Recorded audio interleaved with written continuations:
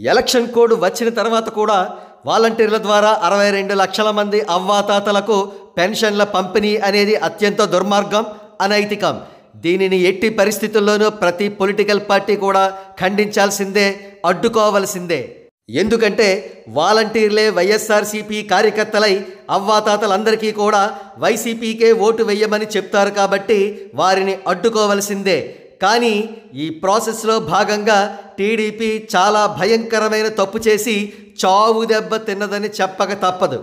ఇంతకీ టీడీపీ వేసిన wrong step ఏమిటి? AP retired chief election commissioner Nimmagadda Ramesh Kumar ద్వారా వాలంటీర్లకు వ్యతిరేకంగా ఎలక్షన్ కమిషన్కు కంప్లైంట్ ఇప్పించడమే. పర్యవసానం వాలంటీర్ల ద్వారా పెన్షన్ల పంపిణీ ఆగిపోయింది. అవ్వాతాతలు ప్రస్తుతం టీడీపీని దారుణంగా తిట్టుకుంటున్నటువంటి పరిస్థితి.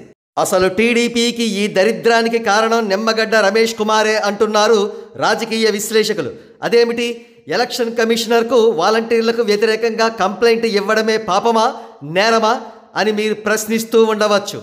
కానీ నిమ్మగడ్డ రమేష్ కుమార్ అనే వ్యక్తి భయంకరమైన కమ్మ కులగజ్జి నింపుకున్న వ్యక్తి. ఆయన ఆంధ్రప్రదేశ్కు ఎలక్షన్ కమిషనర్గా వ్యవహరిస్తున్న సమయంలో మున్సిపల్ అండ్ పంచాయతీరాజ్ ఎలక్షన్స్ను కరోనా వైరస్ వచ్చిందనే సాకుతో కావాలని ఉద్దేశపూర్వకంగా పోస్ట్పోన్ చేశారు. టీడీపీ అధినేత చంద్రబాబు నాయుడు గారి సూచనల మేరకే ఆయన ఎలక్షన్స్ను పోస్ట్పోన్ చేశారని అంటూ ఉంటారు. అంతేకాకుండా ఆయన నిబంధనలకు విరుద్ధంగా షెడ్యూల్ కూడా ఆ తర్వాత కాలంలో రిలీజ్ చేశారు. అది కూడా చంద్రబాబు నాయుడు గారి సూచనల మేరకే అనేది అప్పటి రాజకీయ విశ్లేషకుల మాట. అయితే నిమ్మగడ్డతో ఇంత నీచమైన రాజకీయం నడిపిన చంద్రబాబు నాయుడు గారు చివరకు సాధించిందేమిటి? మున్సిపల్ అండ్ పంచాయతీరాజ్ ఎలక్షన్స్లో ఘోరమైన ఓటమి. అందుకే నిమ్మగడ్డ ఆనాటి నుండి ఐరన్ లెగ్గా తయారయ్యారు.